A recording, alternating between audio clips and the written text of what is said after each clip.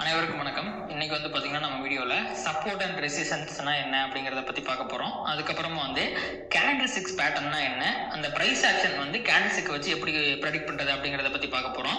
அதுக்கப்புறமா ஃபைனலாக நம்ம வந்து ரிவர்சல் கேண்டில் ஸ்டிக்ஸ் பேட்டர்ன் சிலவற்றதை பற்றி பார்க்க போகிறோம். ஸோ டெக்னிக்கல் அனாலிசிஸில் ரொம்ப முக்கியமான ஒரு வீடியோ இது உங்களுக்கு புரிஞ்சாதான் இதுக்கப்புறம் நான் சொல்கிற எல்லா விஷயமும் உங்களுக்கு புரியும். அதனால் வந்து இதை வந்து கண்டிப்பாக நல்லா உன்னிப்பாக கவனிங்க. ஸோ முதல்ல நம்ம எதை பற்றி பார்க்க போகிறோம் அப்படின்னா சப்போர்ட் அண்ட் ரெசிஸ்டன்ஸை பற்றி தான் வந்து பார்க்க போகிறோம். சரிங்களா? ஸோ இந்த ஸ்டாக் மார்க்கெட்டில் வந்து பார்த்தீங்கன்னா ஒரு ஸ்டாக்கோட ப்ரைஸு ஏறும் இறங்கும், இது ரெண்டு தான் நடக்கும். சரிங்களா? ஒன்று ஸ்டாக்கோட ப்ரைஸ் ஏறணும், அப்படின்னா வந்து ஸ்டாக்கோட ப்ரைஸ் இறங்கணும். எப்பவுமே அது ஒரு மூவ்மெண்ட்லேயே தான் இருக்கும். சரிங்களா? இப்போ மார்க்கெட் வந்து இப்போ பயங்கரமாக கீழே போயிட்டு இருக்கு பார்த்தீங்களா? உதாரணத்துக்கு நம்ம டாடா மோட்டார்ஸ்னு ஒரு ஸ்டாக் எடுத்துக்கலாம். இப்போ வந்து பார்த்தீங்கன்னா இது வந்து ஒரு 500 போச்சு, இது வந்து 500க்கு வச்சுக்குவோம். அதுக்கப்புறம் வந்து பார்த்தீங்கன்னா இது வந்து ஒரு 450க்கு வச்சுக்குவோம். சரிங்களா? ஸோ இப்போ ஸ்டாக்கோட ப்ரைஸ் வந்து ஆல் டைம் ஹை வந்து 520 என்னமோ நினைக்கிறேன், சரியா ஞாபகம் இல்லை. அந்த 500க்கு போயிட்டு ஸ்டாக்கோட ப்ரைஸ் வந்து பார்த்தீங்கன்னா திருப்பி கீழே வரும். ஏன்னா நான் ஆல்ரெடி சொல்லியிருக்கேன், ஸ்டாக்கோட ப்ரைஸ் எப்பவுமே மேலே போயிட்டே இருக்காது, கீழே வந்து தான் மேலே போகும். சரிங்களா?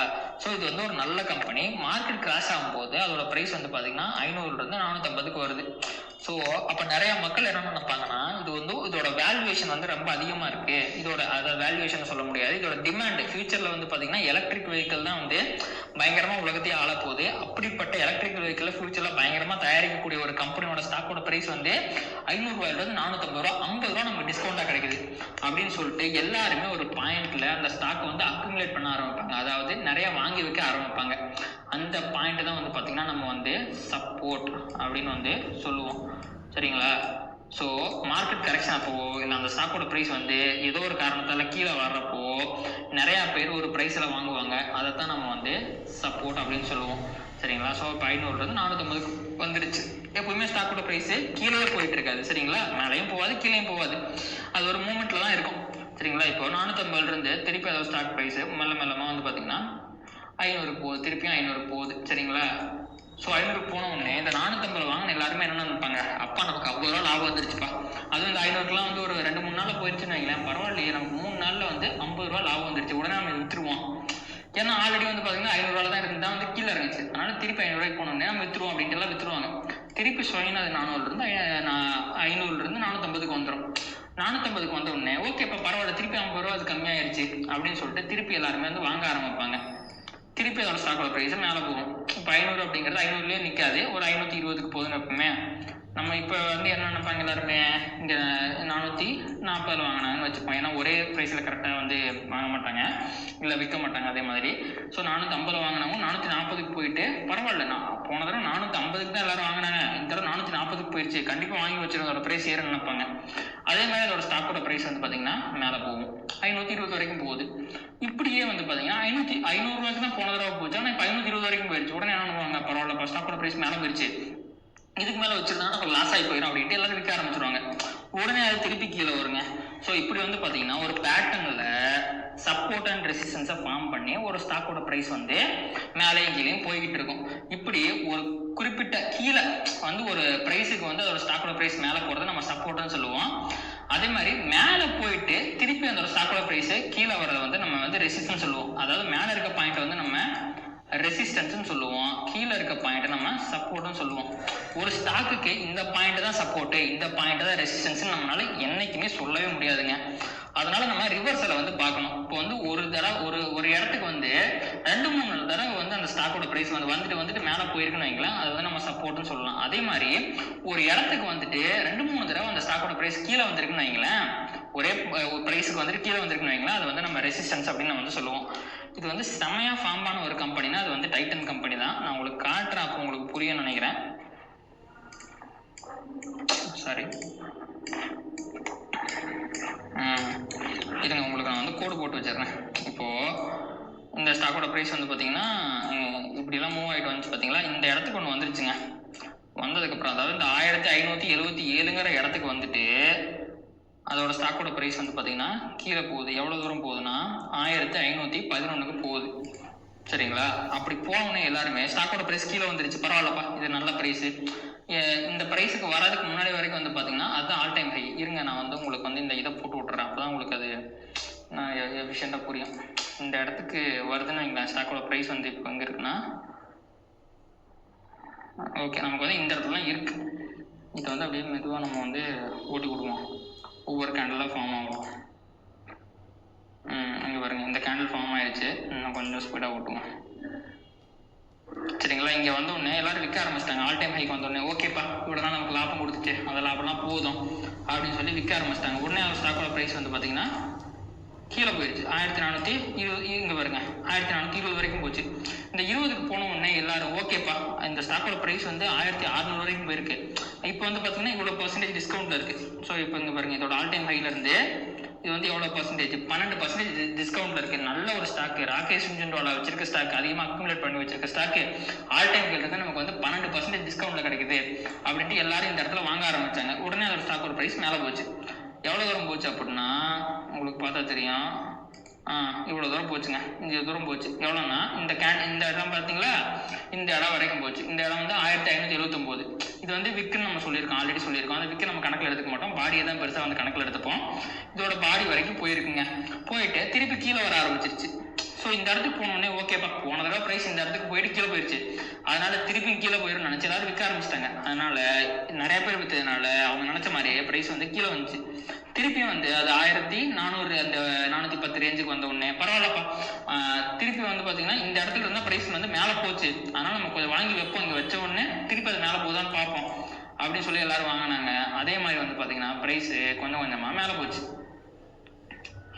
நீங்கள் நினைக்கிற மாதிரி அவ்வளோ சீக்கிரமெல்லாம் போயிடாது, எல்லா தடையுமே இங்கே போயிருக்க மாதிரியே போயிடாது. இது வந்து பார்த்தீங்கன்னா ரொம்ப ஸ்லோவாக டைம் எடுத்து தான் வந்து மேலே போயிருக்கு. இங்கே பாருங்கள், ஒன்ஸ் அதே மாதிரி இந்த 1575 ரேஞ்ச் வந்தோடனே இது ஒரு பெரிய விக்கு. இது வந்து நான் பேட்டர்ன் பற்றி சொல்லும்போது சொல்கிறேன். அதாவது இந்த ரேஞ்சுக்கு போனோடனே திருப்பி வந்து பார்த்தீங்கன்னா கொஞ்சம் கொஞ்சமாக அது கீழே இறங்குது. சரிங்களா? இங்கே இறங்கும்போது இந்த இடம் நம்ம முக்கியமாக கவனிக்கிறோம். இங்கே இறங்கும்போது வந்து பார்த்தீங்கன்னா ஏதோ ஒரு நியூஸ் வந்திருக்கலாம், இல்லை ஏதோ ஒரு இந்த டைட்டன் பற்றி நல்ல விஷயம் வந்திருக்கலாம். ஸோ ஃபுல்லாக இந்த இடத்த வரைக்கும் வராமல் பாதியிலே வந்து அதை வாங்க ஆரம்பிச்சிட்டாங்க. ஆனால் திருப்பி அது மேலே போயிடுச்சு. மேலே போய் திருப்பியும் இந்த இடம் பார்த்தீங்களா, இந்த இடத்த கொஞ்சம் தாண்டி மேலே போயிடுச்சு. மேலே போனோடனே திருப்பியும் ஓகே நல்ல ப்ரைஸு, இப்போ இங்கே வாங்கின எல்லாருமே இங்கே விற்றுருப்பாங்க, அதனால திருப்பி கீழே வந்துருச்சு. புரியுதுங்களா உங்களுக்கு?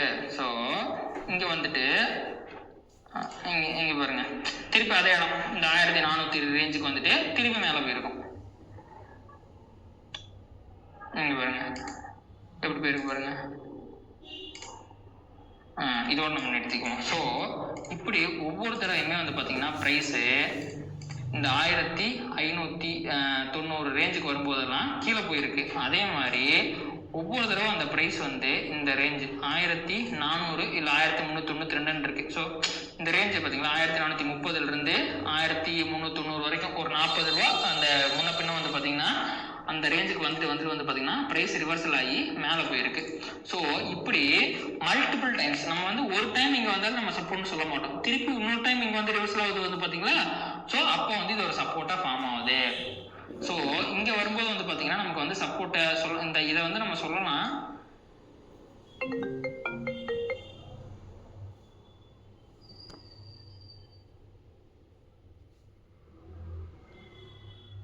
ஆனால் வந்து பார்த்தீங்கன்னா எப்படி சொல்கிறது, இங்கே ரிவர்சல் வரல, மேலே போயிட்டு இருக்க டைமில் இந்த இடத்துல கேண்டில் வந்து கொஞ்சம் நின்று மேலே போயிருக்கு.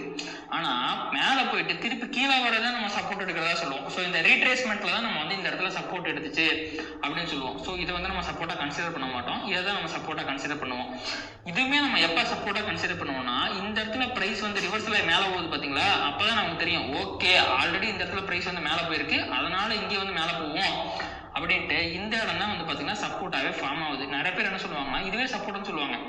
ஆனால் இது வரைக்கும் மேலே வந்துட்டு இருக்க அப் ட்ரெண்டில் வந்துட்டு இருக்க ஒரு ஸ்டாக்கு இருங்க, இதுல இருந்து ஒரு அப் ட்ரெண்டில் வந்துட்டு இருக்க ஒரு ஸ்டாக்கு முறையாக இப்போ தான் வந்து கீழே வருது.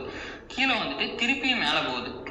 இப்போது மேலே போகும்போது ஆல்ரெடி இந்த இடத்துல போய் ரிவர்சல் ஆயிடுச்சு அப்படின்ட்டு இந்த இடம் தான் வந்து ரெசிஸ்டன்ஸ் ஃபார்ம் ஆகிற இடம். உங்களுக்கு நீங்கள் ஸ்டாக் மார்க்கெட்டில் வேற எங்கேயாவது போய் ஒரு கோர்ஸ் கற்றுக்கிட்டீங்க அப்படின்னா நிறைய பேர் சொல்லுவாங்க இதுதான் ரெசிஸ்டன்ஸ்ன்னு சொல்லுவாங்க. அதாவது இந்த இடத்துல போய் ப்ரைஸ் ரிவர்சல் ஆகிறதுனால தான் இந்த இடம் ரெசிஸ்டன்ஸாகவே ஃபார்ம் ஆகுது. ஒருவேளை இது அப்படியே மேலே போயிடுச்சுன்னு வைங்களேன், இது ரெசிஸ்டன்ஸே ஆயிருக்காது. உதாரணத்துக்கு எப்படி சொல்கிறது, இங்கெல்லாம் வந்து நம்ம ரெசிஸ்டன்ஸ் இருக்குன்னே சொல்ல முடியாது, இந்த எல்லாமே மேலே ஏறிட்டே தான் வந்துட்டு இருக்கு. அந்த மாதிரியே ஒருவேளை இதுவும் மேலே ஏறிட்டே போயிட்டு இருந்துச்சு அப்படின்னா நம்மளால இந்த இடத்துல ரெசிஸ்டன்ஸே சொல்ல முடியாது. ஸோ நம்ம இந்த பாயிண்ட்டை ஏன் ரெசிஸ்டண்ட்டாக சொல்கிறோம்னா ஆல்ரெடி இந்த இந்த இடத்துக்கு போயிட்டு அது திருப்பி கீழே போயிருக்கு, ரிவர்சல் ஆயிருக்கு. அதாவது இந்த இடத்துக்கு போயிட்டு ரிவர்சல் ஆயிருக்கு.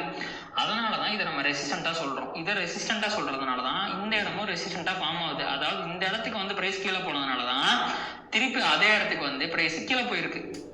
ஸோ அதே தான் அதுக்கு ஆப்போசிட் அப்படியே இந்த இடத்துக்கு வந்து, அதாவது ஆல்ரெடி இங்கே வந்து மேலே போயிருக்கு, அதாவது இந்த இடம் தான் வந்து சப்போர்ட்டே ஃபார்ம் ஆகுது நமக்கு. புரியுதுங்களா? ஸோ ஏன்னா ஆல்ரெடி ப்ரைஸ் இந்த இடத்துக்கு வந்து ரிவர்சல் எடுத்திருக்கு. அதனால திருப்பியும் அதோட சப்போர்ட் ரிவர்சல் எடுத்த இடத்துக்கு வந்துட்டு திருப்பி மேலே போயிருக்கு. அதனால இந்த இடம் தான் சப்போர்ட்டாக ஃபார்ம் ஆயிருக்கு. ஸோ இந்த ஃபர்ஸ்ட் இருக்கிற இது வந்து ரெசிஸ்டன்ஸ் கிடையாது. இது ரெசிஸ்டண்ட்டாக ஃபார்ம் ஆனதுனால தான் இது இன்னொரு ரெசிஸ்டண்ட்டாக ஆக்ட் ஆகுது. அதே மாதிரி இங்கே ஃபார்ம் ஆன இந்த சப்போர்ட்டு கிடையாது. இது சப்போர்ட் ஆனதுனால தான் இது அதுக்கப்புறமா சப்போர்ட்டாக ஆக்ட் ஆகுது. அதாவது பாஸ்ட்ல தான் வந்து ஆக்ட் ஆகுது. இது சப்போர்ட்டா ஆக்ட் ஆக போகுதுன்னு இதுக்கு தெரியவே தெரியாது. செகண்ட் டைம் இந்த இடத்துக்கு வந்து பிரைஸ் ரிவர்சல் ஆகி போகும்போது தான் ஓகே நம்மளும் சப்போர்ட் தான் அப்படின்னு இதுக்கே உணருது. ஸோ அதுதான் கான்செப்ட், உங்களுக்கு புரியுதுன்னு நினைக்கிறேன். ஸோ திருப்பி வந்து இங்கே ஒரு 3வது ரிவர்சல், இங்கே வந்து பார்த்தீங்கன்னா ஒரு 3வது சப்போர்ட். எப்பவுமே வந்து பார்த்தீங்கன்னா இந்த சப்போர்ட்டுக்கோ ரெசிஸ்டன்ஸுக்கோ ப்ரைஸ் அடிக்கடி வந்து முட்டிக்கிட்டே இருந்துச்சுன்னு வைங்களேன், கண்டிப்பாக வந்து அது ரிவர்சல் ஆயிரும். பேட்டரி தீர்ந்துருச்சு. ஸோ இதை முடிச்சுட்டு நம்ம கேண்டில்ஸ்க்கு வந்து நான் அந்த மீதி 2 சொன்னேன் பார்த்தீங்களா, அந்த பேட்டரி போன காரணத்தால் உங்களுக்கு வந்து இன்னும் அடுத்த வீடியோவில் வந்து எக்ஸ்பிளைன் பண்ணுறேன். ஸோ இந்த சப்போர்ட் அண்ட் ரெசிஸ்டன்ஸ்னால் என்னென்னு புரிஞ்சுக்கோங்க. ஸோ ப்ரைஸ் வந்து இந்த ப்ளே பட்டனை வந்து உங்களுக்கு போட்டு விட்டுறேன், உங்களுக்கு தெரியும். ஸ்பீடாக போடுறேன். ஒன்ஸ் அந்த சப்போர்ட்டையோ ரெசிஸ்டன்ஸையோ அந்த ப்ரைஸ் வந்து உடச்சிதுன்னா, அதாவது ஒரு 2-3 தடவை கதவை தட்டி பார்க்குங்க சப்போர்ட்டுக்கோ ரெசிஸ்டன்ஸுக்கோ.